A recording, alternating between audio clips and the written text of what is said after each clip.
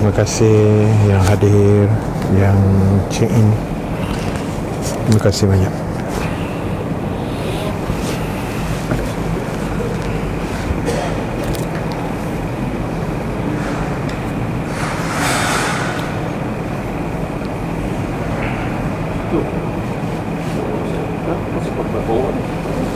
Masya Allah.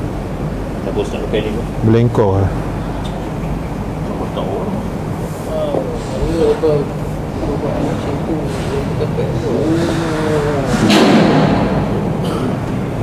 Saya on kan yang dalam. Saya off yang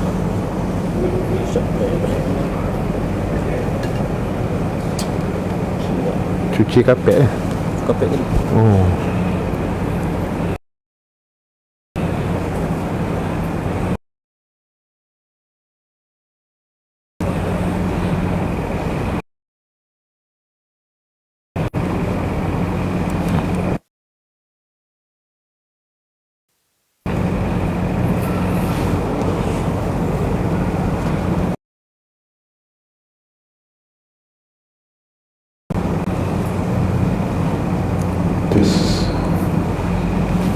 Bismillahirrahmanirrahim.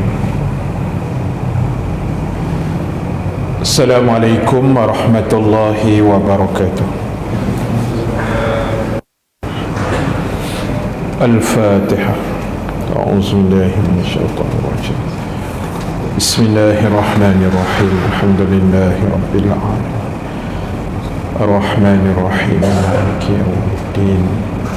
إياك نعبد وإياك نستعين اهدنا الصراط المستقيم صراط الذين أنعمت عليهم غير المغضوب عليهم ولا الضالين. الحمد لله رب العالمين وبه نستعين على أمور الدنيا والدين. أشهد أن لا إله إلا الله وحده لا شريك له وأشهد أن محمدا عبده ورسوله. ربنا افتح بيننا وبين قومنا بالحق وأنت خير الفاتحين فسيكفيكهم الله وهو السميع العليم. أما بعد. Ashabul kiram, tuan-tuan imam, tuan-tuan Bilal, pengerusi dan seluruh ahli jawatan kuasa Masjid Al-Ihsan, Bandar Kinrara Puchong, muslimin muslimat yang dirahmati Allah sekalian. Alhamdulillahi ta'ala, kita memanjatkan kesyukuran kepada Allah. Dengan keizinannya kita dapat sama-sama dipertemukan sekali lagi pada malam ini. Alhamdulillah, mudah-mudahan pertemuan kita mendapat kebaikan, rahmat dan keampunan Allah Subhanahu wa ta'ala, insya-Allah. Muslimin muslimat, insya-Allah pada malam ini seperti biasa kita akan sambung pengajian kita menggunakan kitab Iman dan Kehidupan. Kita sambung bacaan di dalam kitab pada muka surat 42 pada nombor yang ke-31. Masih lagi di bawah tajuk Allah itu Tuhan yang Maha Esa. Muka surat 42 nombor 31 di bawah tajuk Allah Tuhan yang Maha Esa. Bismillahirrahmanirrahim. Sesuai dengan hikmah dan rahmat Allah serta bimbingannya kepada manusia, maka di samping bimbingan hidayah yang merupakan naluri panca indera dan akal fikiran. Lalu Allah Ta'ala kirimkan pula bimbingan dalam bentuk wahyu yang disampaikan kepada nabi-nabi dan rasul alaihimussalatu wassalam, yang tujuannya adalah untuk memimpin manusia kepada jalan yang benar supaya mereka memperolehi keselamatan hidup dunia dan akhirat, peribadi dan masyarakat, dan mempercayai adanya wahyu kenabian ini adalah kelanjutan daripada cabang iman kepada Allah dengan segala sifat kesempurnaannya, dan dengan mempercayai, memahami dan menjalankan petunjuk wahyu itu, manusia akan bergerak ke jalan yang terang dan terhindar dari kegelapan dan kesesatan. Tuan-tuan, ibu-ibu sekalian, malam ni kita sambung lagi perbincangan kita tentang Allah, Tuhan yang Maha Esa. Jadi disebut di awal tadi, Allah lah Tuhan yang memberikan bimbingan, yang memberikan petunjuk sekaligus hidayah kepada perjalanan hidup manusia. Semua yang dibuat atas muka bumi ini, yang kita buat, itu semua adalah di atas bimbingan dan petunjuk daripada Allah Ta'ala. Tanpa izin daripada Allah, tak mungkin kita boleh buat sesuatu seperti mana yang kita buat pada hari ini. Tuan-tuan, ibu-ibu boleh mari masjid malam ni. Kita niat sahaja, aku niat iktikaf dalam masjid ini kerana Allah, adalah atas bimbingan Allah, petunjuk dia dan juga izin daripada dia. Itu pun adalah satu rahmat yang sangat besar yang Allah telah anugerahkan kepada manusia. Dan ada lagi bimbingan yang lebih besar daripada itu, iaitu melalui para nabi dan rasul alaihimussalatu wassalam. Apabila Allah Ta'ala mengirimkan sebanyak 124,000 orang nabi sejak zaman Nabi Adam yang pertama sampailah baginda Rasul sallallahu alaihi wasallam adalah penutup nabi yang ke-124,000. Dan di celah itu Allah letak dan angkat martabat nabi itu sebagai rasul yang jumlahnya adalah 313 orang. Daripada 124,000 nabi, Allah angkat 313 menjadi rasul, nabi dan rasul. Dan daripada 313 itu Allah letak 25 rasul pilihan. Rasul pilihan ni yang namanya tercatat di dalam Al-Quran. 25 rasul ni nama dia ada, Allah mention dalam Quran. Dan daripada 25 itu Allah angkat lagi 5 orang menjadi nabi yang ulul azmi, yang Allah uji dengan ujian yang sangat luar biasa.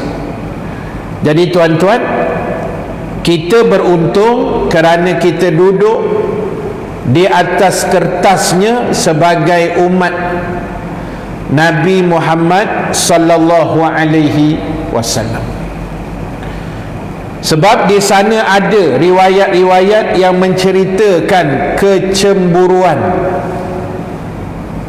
nabi yang lain terhadap umat Muhammad ini. Antaranya Nabi Adam alaihi salam pernah diriwayatkan Nabi Adam ini sangat mencemburui kita. Antaranya Nabi Adam pernah sebut di hadapan Allah, Nabi Adam kata, wahai Allah, aku ni engkau buat dalam syurga, tapi sekali aku silap melanggar perintah engkau wahai Allah, terus aku dikeluarkan dari syurga, engkau letak atas dunia. Tetapi kata Nabi Adam, alangkah beruntungnya umat Muhammad itu, hari-hari bergelumang dosa atas dunia. Yang Nabi Adam sekali je buat dosa, keluar pada syurga terus, buat silap. Yang kita, kata Nabi Adam, untung umat Muhammad hari-hari bergelumang dosa atas dunia, sekali saja mereka bertaubat sungguh dengan Allah, Allah masukkan mereka dalam syurga pula di akhirat nanti. Itu habuan kita, tuan-tuan. Itu satu contoh. Yang kedua, antaranya Nabi Adam sebut, wahai Allah, ketika aku melakukan dosa, engkau telah menanggalkan pakaian aku di dalam syurga. Kan bila Nabi Adam buat silap pergi dekat pohon larangan itu, akhirnya tanggal baju seluar dia, dalam keadaan malu tersipu-sifu. Kemudian dia petik daun-daun ada dalam syurga, tutup sekejap buat perlindungan. Tapi kata Nabi Adam, untungnya umat Muhammad buat dosa, pakaian dia tak pernah tanggal daripada tubuh dia. Tak ada berlaku, tuan, kecuali orang berzina lah, tanggal lah pakaian dia. Tapi benda lain, habis kuliah kan, ini contoh lah, jangan buat pula kan tanggal pakaian kan, kan habis kuliah semai isyak, balik dia raduknya kasut ustaz, contoh lah tak, dia belasahnya selipar ustaz sebab nak ambil keberkatan katanya. ambil katalah tanggal seluar macam, tapi tak berlaku kan, tak berlaku. Yang berlaku tu Nabi Adam ni. Kita buatlah dosa tara mana, pakaian melekat atas tubuh kan, Allah jaga aib kita lagi. Tu yang Nabi Adam rasa jealous tengok kita. Satu lagi yang saya ingat Nabi Adam sebut apa, wahai Tuhan, ketika aku melakukan dosa dan kau hukum aku, engkau keluarkan aku dari syurga, letak atas dunia, dalam keadaan aku dipisahkan dengan isteri aku Hawa. Kan jauh terpisah. Ada riwayat kata Nabi Adam jatuh di area Sri Lanka begitulah, belah-belah India, Sri Lanka. Yang Hawa jatuh belah-belah tanah Arab. Akhirnya berjumpa di Arafah kan, padang Arafah tu, Jabal Rahmah. Sedangkan umat Muhammad buat dosa tak terpisah dengan isteri dia. Elok balik rumah lepas rompak bank, elok balik rumah tengok anak bini ada, boleh tidur sekali malam berehat, tengok TV gelak-gelak, tak ada dipisahkan. Jadi tuan-tuan, ibu-ibu sekalian, ini cerita Nabi Adam. Sebab itu kita wajib beriman dengan wahyu. Wahyu ni Allah hantar melalui Nabi dan Rasul alaihimussalatu wassalam. Dan untuk kita ni sebagai umat Rasul sallallahu alaihi wasallam, wahyu itu pastinya adalah Al-Quran. Al-Quran. Jadi tuan-tuan, walaupun mungkin benda ni tiap-tiap tahun tuan-tuan dah dengar, selalu dengar dalam kupasan kuliah maghrib, kuliah subuh, penceramah-penceramah yang diundang di sini, tapi saya ulang sekali lagi tuan-tuan, benda yang sama. Sebab kita dah sangat dekat dengan Ramadan, insya-Allah. Saya doakan tuan-tuan, ibu-ibu, semua yang menonton live kita ni, mudah-mudahan Allah izinkan kita sekali lagi tahun ini dapat masuk Ramadan sebulan penuh sihat walafiat dan dikurniakan Lailatul Qadar dan dimudahkan segala urusan ibadah kita dalam bulan Ramadan, insya-Allah. Amin ya rabbal alamin. Insya-Allah. Malam besok tengok anak bulan. Jadi kalau tengok anak bulan tu, kalau nampak maknanya Isnin puasa lah. Tapi kalau tengok susunan takwim tu hari Selasa. Itu dalam takwim lah. Tak kisahlah tuan-tuan. Kalau kita orang beriman ni mengharapkan nampak lah. Biarlah nampak kan, biar cepat sikit puasa kita seronok. Tapi setengah orang tak boleh. Dia harap-harap malam besok tak nampak Ustaz, biar ribut taufan ke apa kan, biar tak nampak anak bulan dan terkedarah sehari lagi. Bukan ada benda tuan, dia kira nak terkedarah aja. Bukan ada apa benda pun. Bukannya Ramadan langsung tak makan. Yang kita tak makan siang je. Siang je, yang subuh sampai ke maghrib tu kan. Bang maghrib je kita punya melantak tu boleh tahan. Kalah sikit daripada jin tanah je. Jadi tak usah kita kelang kabut tuan-tuan. Bila dah dekat dengan Ramadan ni, yang saya nak kait dengan wahyu tadi, Ramadan disebut dengan nama Syahrul Quran. Syahrul Quran, bulan Allah buat turun Quran. Dalil dia mana? 185 Al-Baqarah, ayat 185 Al-Baqarah. Sebab itu bagi kita orang beriman ni tuan-tuan, mesti ni dalam 2-3 hari ni mesti ada rasa tak sabar, excited, seronok, get ready kan, dah tak sabar ni. Sepatutnya bagi kita orang beriman macam tu. Sebab apa tuan-tuan? Sebab Ramadan ni bukan bulan biasa. Saya sebut tiap-tiap tahun dalam tazkirah Ramadan. Tapi sebab tahun ni rezeki saya dekat tuan-tuan tak kena tazkirah Ramadan, jadi saya tazkirahkan tuan-tuan siap-siap malam ni. Menggantikan tazkirah Ramadan tu besok. Sebab saya tengok kalender tadi, bulan depan jadual saya 13 April. Raya dah kan? Tu dah raya ketiga, 3 ke 4 lebih kurang macam tu lah. Jarang orang buat kuliah hari raya kan. Kalau tuan-tuan buat, itu tanda akhir zaman. Jarang raya-raya buat kuliah. Biasa start balik 2 minggu lepas raya, lemang dah turun. Lemang, ketupat, nasi impit semua dah lunyai dalam perut 2 minggu tu, baru start kuliah balik. Itu pun lemah orang kan, tak ramai yang datang kan. Tapi tak apalah tuan. Jadi saya hanya ada 1 slot nanti menggantikan tazkirah Ramadan yang tak dapat tu. Itu pun tazkirah Jumaat 29 Mac, hari Jumaat lah, minggu kelima tu kan, insya-Allah.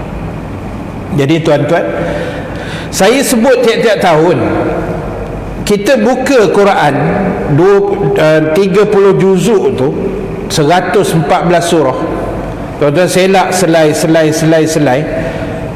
12 bulan Islam, tuan-tuan akan jumpa Ramadan saja. Bulan lain Allah tak sebut. Ayat 185 saya sebut tadi tu lah, 185 Al-Baqarah. Firman Allah, Syahrul Ramadan allazi unzila fihi al-Quran.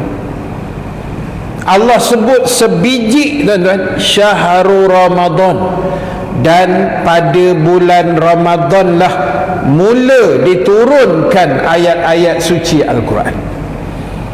Bulan lain tak ada sebut nama dia dalam Quran.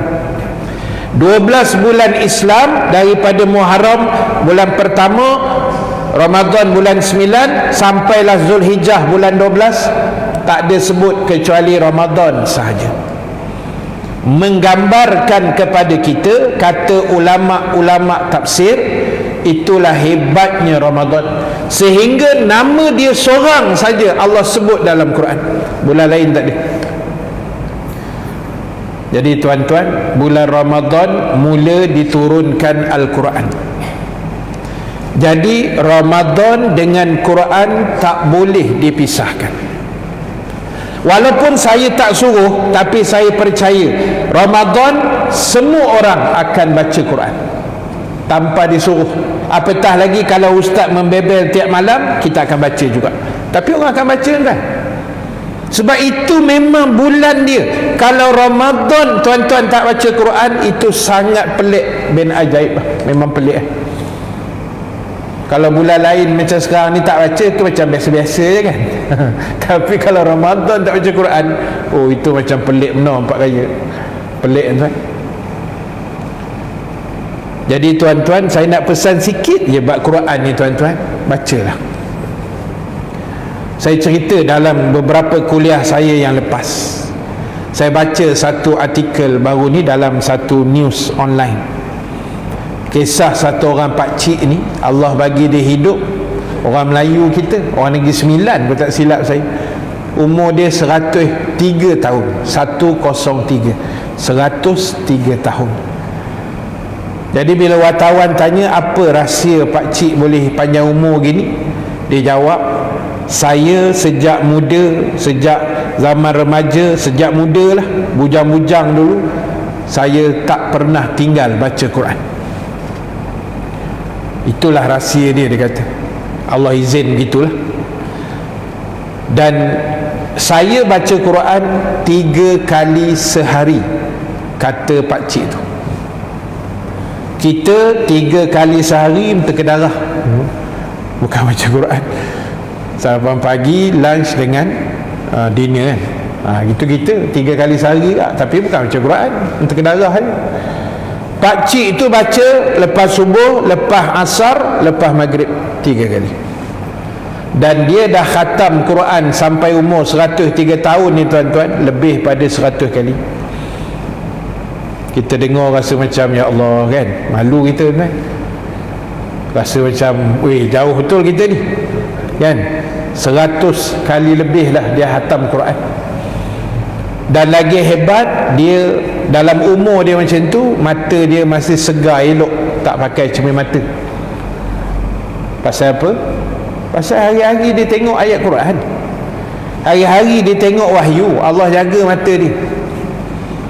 Kita hari-hari tengok benda bukan-bukan. Tu yang rabun, termasuk saya lah, pakai spek juga kan. Pasal tengok yang tidak-tidak aja kita hari-hari ya. Jadi orang yang baca Quran, tengok Quran, tengok mushaf ni, mata dia tu tengok wahyu tau, wahyu. Dan satu pesanan tuan-tuan daripada pakcik tu, saya share dengan tuan-tuan. Kod kita boleh pegang pesanan dia ni. Apa kata pakcik ni? Dia kata, sesibuk mana pun kamu, jangan tinggal baca Quran walaupun sedikit, setiap hari. Jadi tuan-tuan, bacalah Quran. Ramadan ni kita bacalah. Jadikan Ramadan ni sebagai starting point kita, titik permulaan untuk kita mengubah diri ke arah yang lebih baik. Saya percaya semua tuan-tuan ibu-ibu ni memang dah rajin dah baca Quran. Muslimat paling rajin tuan-tuan. Muslimat dah start tadarus tau, yang buat main. Sungguh saya cakap ni, setengah muslimat dah tutup dah kuliah dia. Kami dah start tadarus sejak 15 Syakban Ustaz. Oh, saya kata laju muslimat masuk syurga. Semangat diorang kan. Jadi tadarus Ramadan ni sunat. Sunat lah, sunat. Pasal apa sunat? Pasal Nabi pun buat. Nabi kata setiap kali Ramadan aku tadarus dengan Jibril alaihi salam. Nabi baca, Jibril semak, Jibril baca, Nabi semak. Tadarus. Itu tadarus. Seorang baca, yang lain semak. Kan? Jadi kita kalau boleh tadarus, tadaruslah. Kalau boleh. Cuma nak pesan, bila kita tadarus ni, kita tahulah tuan-tuan, kadang-kadang dalam grup kita 5-6 orang tu bukan semua mahir. Ada yang baru-baru nak baca Quran, ada yang mangkak-rangkak, ada yang silap-silap. Jadi hari pertama, kedua, ketiga, malam keempat, kelima tadarus ni tak payahlah beria kita tegur sangat, relax lu. Ni hari pertama dah bantai kawan tu. Dia kata Haji ni baru pegang Quran hari ni ke katanya. Dah malu kawan tu kan. Jangan tegur beria kan, dah relax lu. Hari pertama kot kawan baru excited nak duduk tadarus kan. Kena cerdik kat kita. Jadi ambil lah iktibar yang terbaik tuan-tuan. Kita ejah lah kot mana pun, cuba. Kalau boleh tadarus, silakan. Kan, kalau orang tanya kita, Haji pasal apa tak tadarus? Saya nak tadarus dengan Jibril, Ustaz. Itu yang aku tak tahan tu. Cermin lu. Tengok muka lain cermin lu, Jibril kenal ke tidak kita kan. Tak usah beria ingat tuan. Tadarus dengan Muhammad Jibril okey lah, tak payah beria ingat dengan malaikat tu. Itu Nabi je, bukan kita. Nabi saja yang dapat kedudukan tu. Kita ni tak payah berangan tinggi sangat. Tadarus dengan pergi masjid pun okey dah. In case lah kalau tak boleh tadarus, saya pesan diri saya dan kita semua, bacalah sendiri. Itu saja. Jangan tak baca tuan-tuan. Sebab apa? Sebab Ramadan ni besok lubuk ibadah, lubuk pahala. Kan Nabi kata, telah datang kepada kamu satu bulan yang paling mulia, iaitu bulan Ramadan, yang Nabi kata siangnya kamu buat benda yang wajib, iaitu kamu berpuasa, dan malamnya kamu banyak melakukan ibadah yang sunat, dan Allah akan bayar amalan sunat itu, kata Nabi, dengan satu kiraan pahala wajib menjelang Ramadan.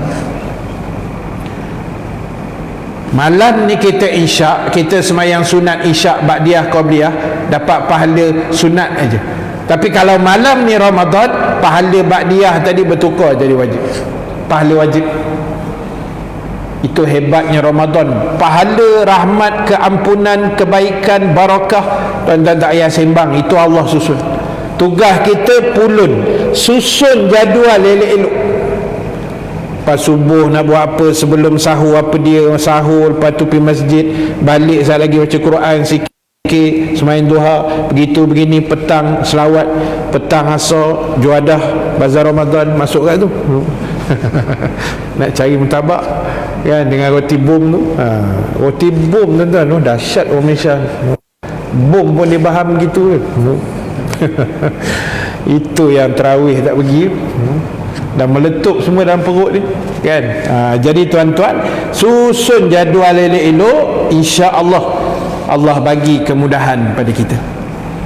Jadi dengan Quran ni jangan tinggal tuan-tuan. Saya pesan diri saya juga, kadang saya pun tak baca ke, kelang kabut kan, tak baca. Jadi saya dah pernah sebut juga, tengok macam mana Allah hukum kita. Kalau tuan-tuan perasan, kalau tuan-tuan sedar kan, kalau kita lama tak baca Quran, tak payah lama lah, seminggu kan, 2-3 hari kita tak baca, tuan-tuan start baca balik kan, mesti sangkut punya.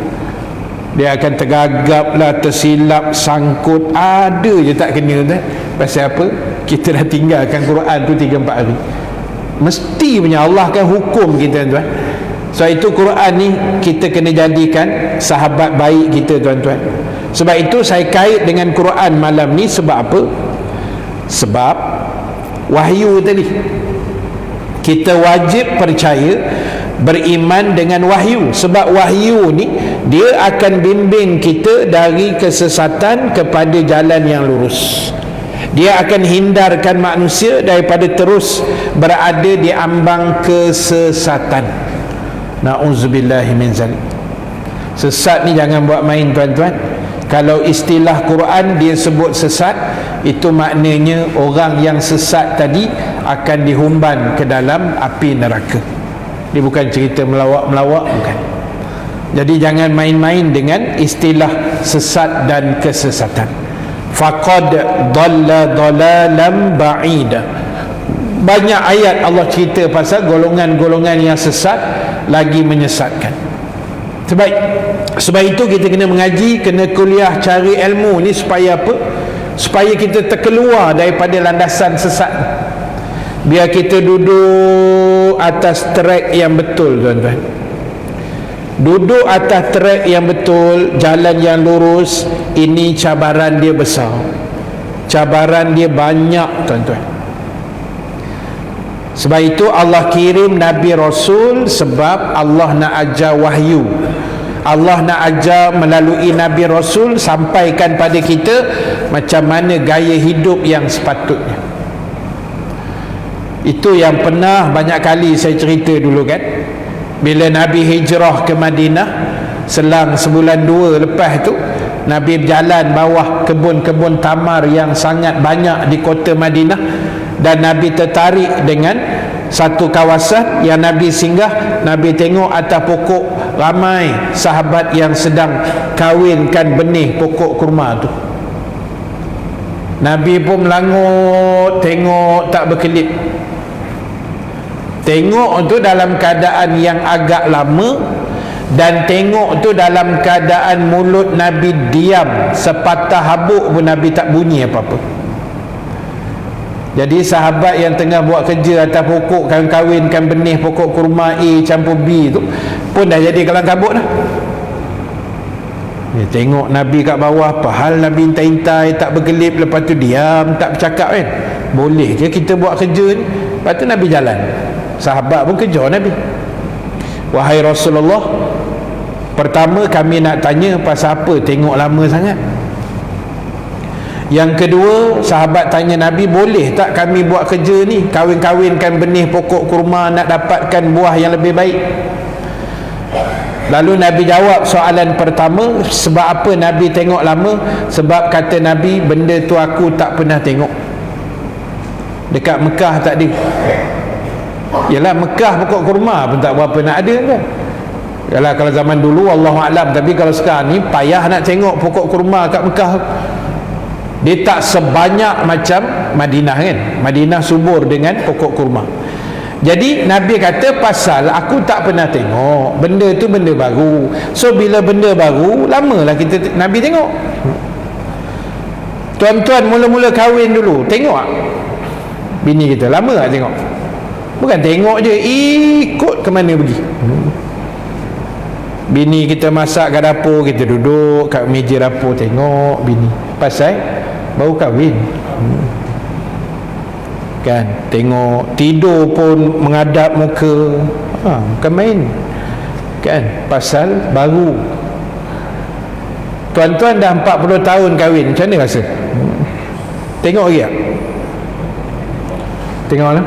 Alhamdulillah. Tu jawapan yang paling berani saya terima setakat ni lah. Kan? Jadi tuan-tuan, ada suami nakal kan, mula-mula kahwin beria. Dia kata, yang kita baru kahwin ni, tiap-tiap malam tidur ayang mesti menghadap muka abang, kalau tidak abang tak boleh tidur. Bila tu mula kahwin, lepas 30 tahun kahwin, terbalik pula arahan dia. Dia kata, yang ayang jangan menghadap dah muka abang, nanti abang tak boleh tidur pula. Kurang ajar tu suami macam ni tuan. Elok lambung masuk Sungai Kelang lagi kan. Apa perangai kita macam tu? Kok mana gaya elok tak elok, buruk tak buruk, comel tak comel, tuan-tuan, bini kita. Dia suruh je bini dia pusing belakang. Yang pusing belakang apa nak tidur tak boleh lah gitu. Kurang ajar sungguh. Jadi tuan-tuan, pasal apa? Mula-mula benda baru. Kita baru beli kereta baru tak? Wih, malam tu tidurlah kereta. Tak tidur dalam rumah. Bini kata, mana cik abang tahu dah mesti duduk dalam kereta. Rupanya syahid dalam tu kan. Pasal kereta baru, semua dia belik, steering, seat, semua dia belik baru kan. Dia jaga ni, air kucing lalu pun kucing dihalau kan, takut calor kereta dia. Allahu Akbar. Azan.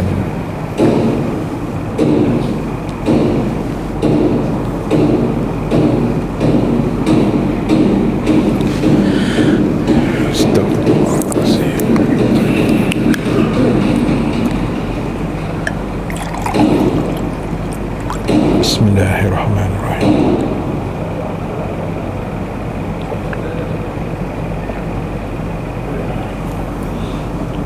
hujung kuliah nanti Ustaz buka beg kuning. Siapa nak beli kurma ajwa dengan mekjul, dipersilakan.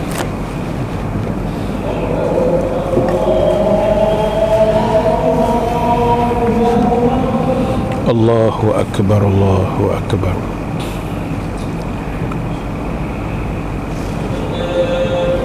Sekejap lagi kita sambung sikit lagi ni. Tuan-tuan buat-buat tenang. Asyhadu an la ilaha illallah.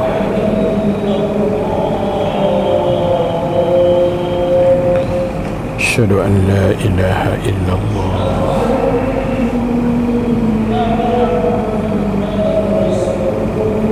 Masjid Al-Huda Asyhadu anna Muhammadar Rasulullah. Masjid Al-Huda ada jadualnya kuliah subuh kalau tak silap 30 hujung-hujung Mac. Stok kurma ada, Abang Madi ada. La haula wala quwwata illa billahil aliyyil azim.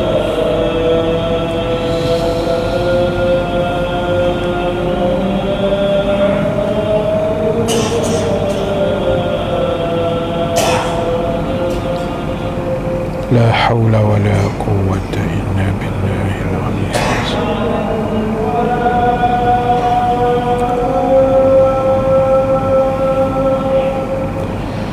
La haula wala quwwata illa billahil aliyyil azim. Abang Madi nanti PM saya lah. So besok pagi-pagi saya nak pergi Seremban. Lepas tu tengah hari nak hantar anak. Jadi kalau Abang Madi nak, saya tinggalkan dekat meja luar tu. Senang kokol abang tersampai ke boleh ambil je. Allahu Akbar, Allahu Akbar. Ini dekat Masjid Bandar Kirara Puchong.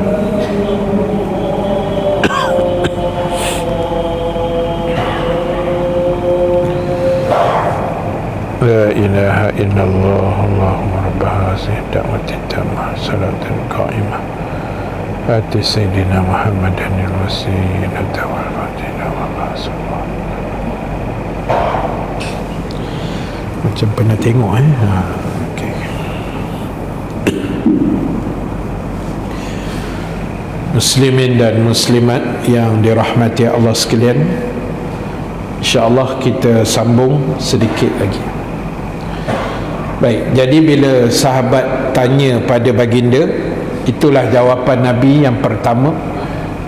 Nabi kata, aku tengok lama tu sebab benda baru lah, benda yang Nabi tak pernah tengok. Jadi Nabi pun tengok lama-lama. Yang kedua, bila sahabat tanya Nabi, boleh tak kami buat kerja-kerja begitu, kawinkan benih kurma A campur B, dapat kurma C yang lebih besar dan sebagainya. Lalu Nabi jawab, Nabi kata, antum a'lamu bi umuri dunyakum. Kamu, kata Nabi, lebih tahu tentang urusan dunia kamu. Bab dunia, kata Nabi, sukatilah, pandai-pandailah, kamu lebih terror, kata Nabi. Nak kawinkan benih A campur B, dapat kurma C yang lebih besar ke, lebih manis ke, lebih apa ke, sukati. Kamu nak buat sekolah ke, nak buat jambatan bengkok, jambatan lurus, nak buat taman permainan, nak buat asrama ke, itu dunia, kamu lebih pandai, kata Nabi. Tetapi kata Nabi, kalau kamu nak kenal Allah, kamu nak kenal dosa dan pahala, kamu nak kenal apa yang boleh buat, apa yang tak boleh buat, yang ini kata Nabi, kamu semua wajib ikut aku. Ini pentingnya Nabi, ini pentingnya wahyu. Sebab kita nak kenal Allah melalui Nabi. Kalau Nabi tak hurai Allah tu bagaimana, wahyu pun tak cerita, macam mana kita nak kenal Allah dengan jalan yang betul?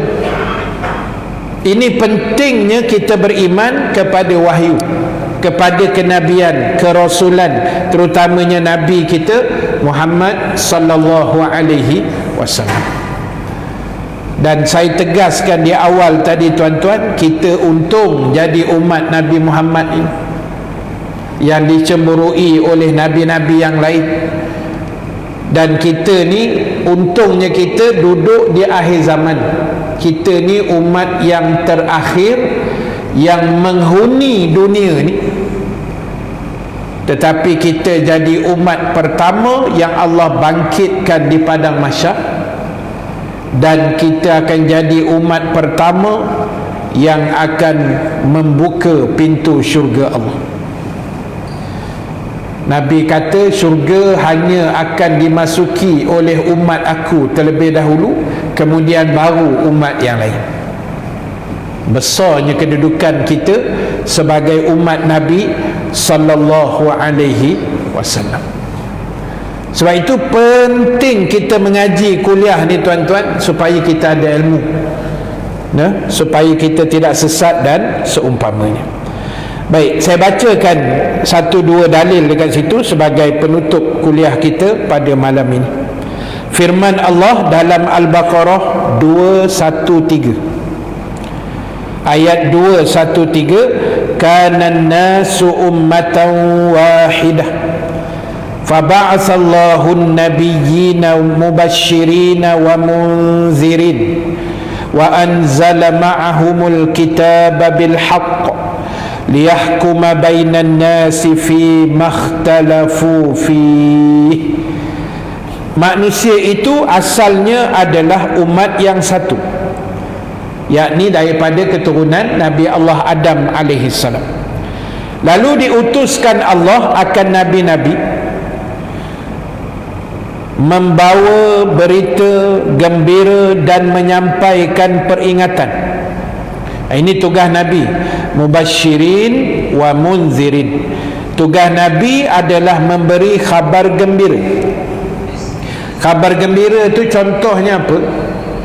Khabar gembira itu contohnya Nabi beritahu siapa yang taat perintah Allah Rasul, dia dapat pahala.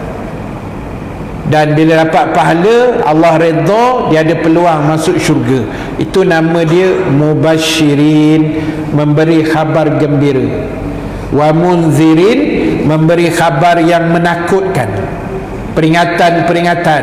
Jangan lawan Allah, jangan syirik, jangan sembah berhala, jangan fitnah orang, jangan hina agama sendiri, jangan hina Nabi dan Rasul, jangan hina sunnah, nanti Allah murka, boleh masuk neraka.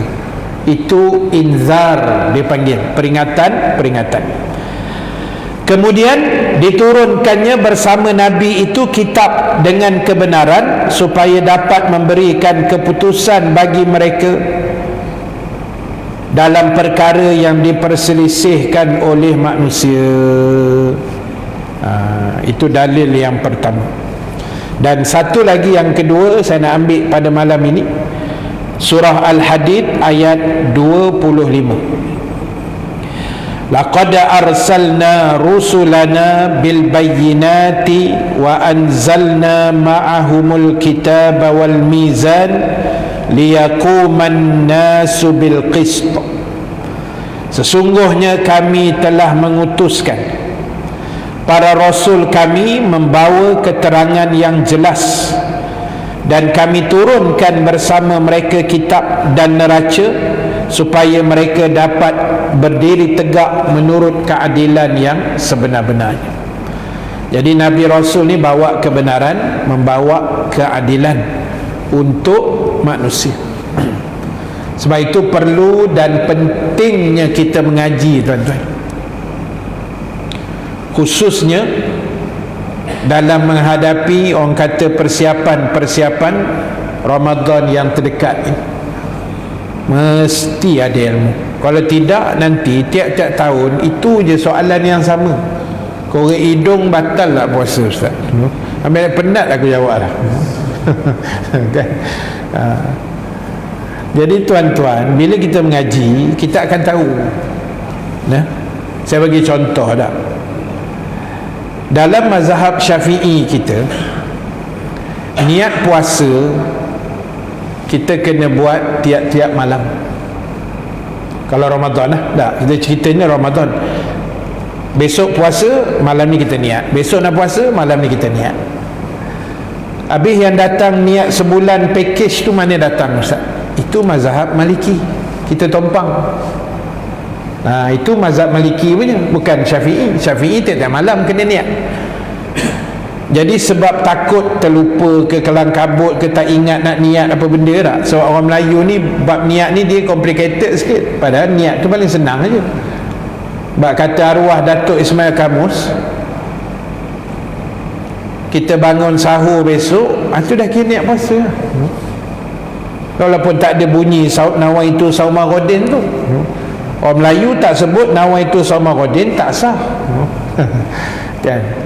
Dah apa tujuan bangun sahur tu? Saya tanya dia. Dia kata nak puasa lah Ustaz. Tu nak niat tu.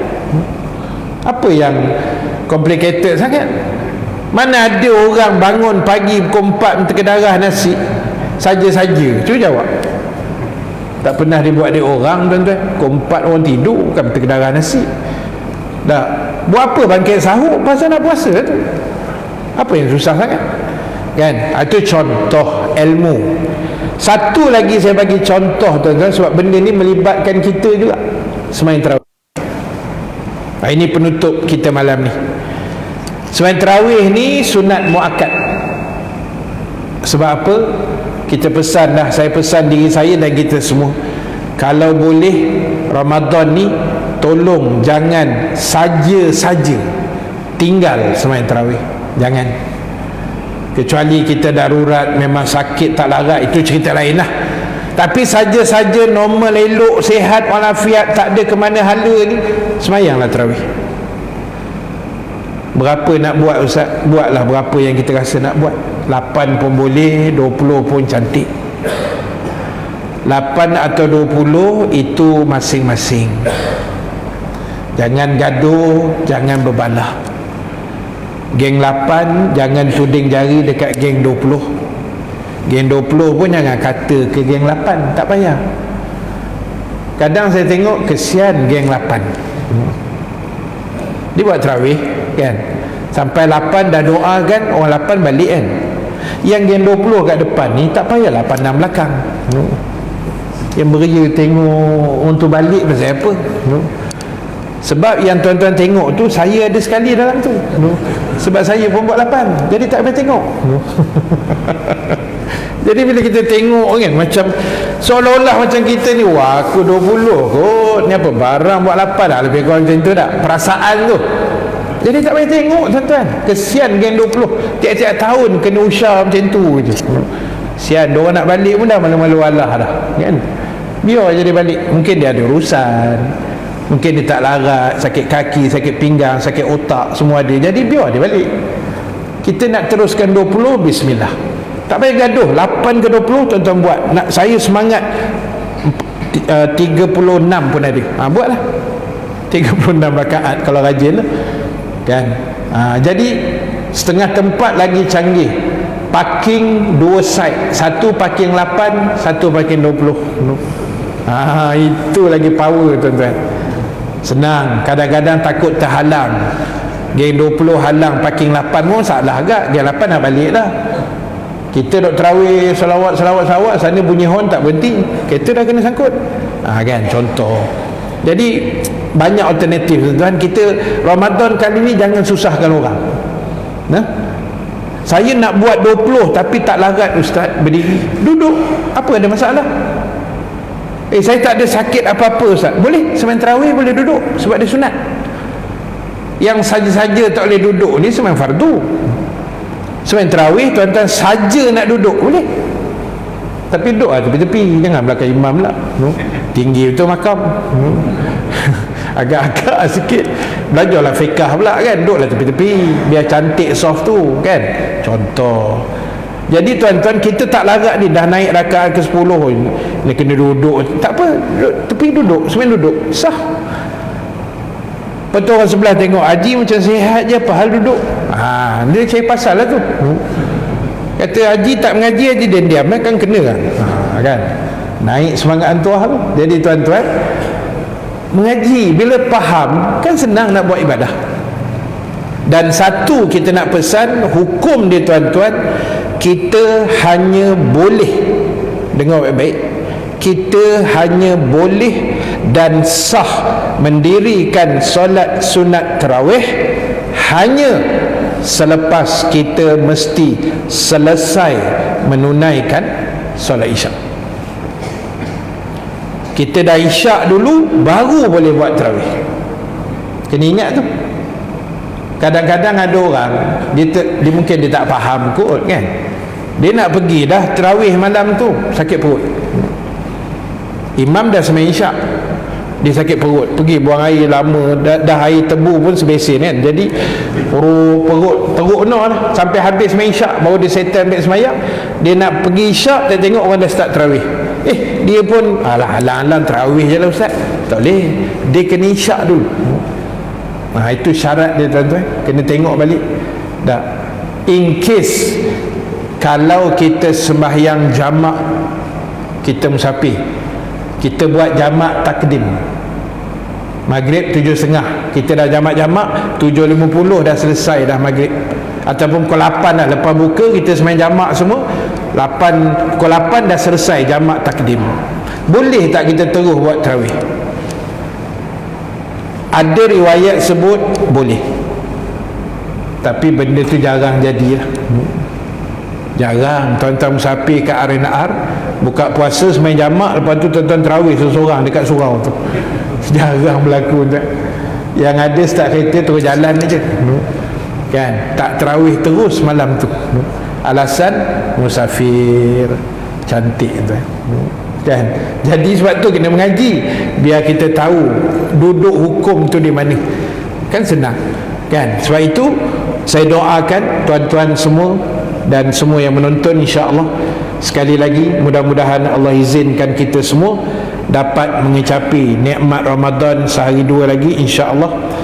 Sebab ini saat yang sangat kritikal tuan-tuan, sehari dua ni. Allahu Akbar. Sebab nyawa kita boleh melayang bila-bila masa. Semalam Jumaat, taman saya, bukan taman je, jiran selang 2 rumah meninggal. Pagi Jumaat 7.11 pagi meninggal, kanser hati. Akak tu perempuan, suami dia ketua lorong tu meninggal, isteri dia meninggal. Lepas Jumaat sembahyang ke bumi. Saya kuliah maghrib dekat surau masjid rumah saya juga, Sarjana Utama tu, Sungai Buloh, pun ada sembahyang jenazah pula lepas maghrib. Lorong depan pula sikit, taman yang sama, Sarjana Utama 3 tu, fasa 3, 2 kematian. Padahal kalau kita kira Allah kan lagi 2-3 hari nak puasa, tapi itulah habuan masing-masing. Jadi suatu doa banyak tuan-tuan, mudah-mudahan sekali lagi lah, insya-Allah ada rezeki kita semua dapat Ramadan tahun ni yang terbaik, kita usahakan, insya-Allah. Amin ya rabbal alamin. Wallahu ta'ala a'lam. InsyaAllah kita akan sambung huraian yang seterusnya, nombor 32 pada jadual kita. Saya kira lepas raya lah tuan-tuan, bulan depan jadual saya kena raya, tak adalah. So bulan Mei lah kita akan jumpa balik bulan Mei untuk sambungan kitab.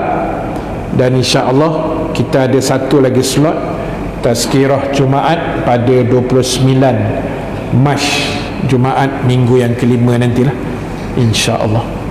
So sekali lagi terima kasih pada muslimin muslimat yang hadir, yang semua yang menonton juga pada malam ni.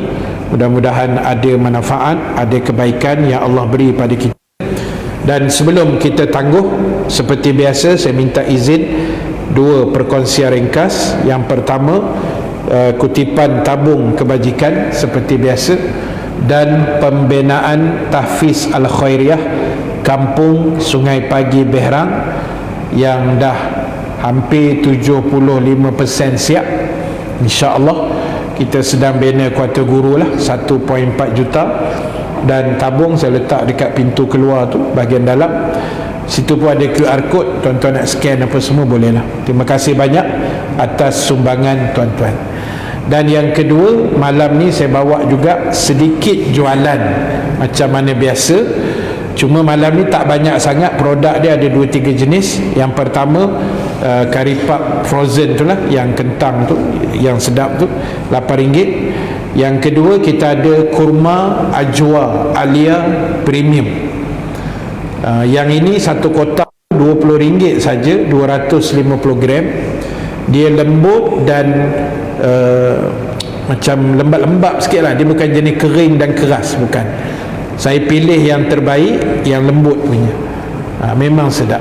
Dan yang kedua ada kurma mekjul daripada Palestin, RM35 setengah kilo, satu kotak juga. Yang tu besar gedabak dan lembut juga. Dua-dua sedap betul. Saya dah jual banyak dah saya jual. Dalam TikTok pun saya jual banyak. Jadi tuan-tuan, ibu-ibu sekalian, lauk segera pun ada untuk sahur ke apa. Barang saya ada dekat bonet kereta. Siapa nak lepas kuliah kan, jumpa saya dekat kereta lah, kat parking penceramah tu, insya-Allah. Kalau tuan-tuan tak buat duit, boleh QR, insya-Allah. Wallahu alam. Selamat menyambut Ramadan al-Mubarak. Mudah-mudahan Allah berkati kita semua dan Allah permudahkan urusan kita di bulan Ramadan nanti, insya-Allah. Segala ibadah kita, insya-Allah. Dan yang baik, yang benar daripada Allah. Yang kurang, kelemahan diri saya sendiri. Kita tangguhkan majlis dengan tasbih farah, suratul As dan bacaan doa. Subhanakallahumma wa bihamdika nashhadu an la ilaha illa anta nastaghfiruka wa natubu ilaik. Bismillahirrahmanirrahim. Wal 'asri innal insana lafi khusr illa allazina amanu wa 'amilus solihat wa tawasaw bil haqq wa tawasaw bis sabr. Bismillahirrahmanirrahim. Alhamdulillahi rabbil alamin. Wassalatu wassalamu ala asyrafil anbiya'i wal mursalin wa ala alihi wa sahbihi ajma'in. Allahumma barik lana fi Sya'ban wa ballighna Ramadan wa ballighna Ramadan ya akramal akramin. Rabbana 'alaika tawakkalna wa ilaika anabna wa ilaikal masir. Rabbana atina fid dunya hasanah wa fil akhirati hasanah wa qina azaban nar. Wa sallallahu ala sayyidina Muhammad walhamdulillahi rabbil alamin. Assalamualaikum warahmatullahi wabarakatuh.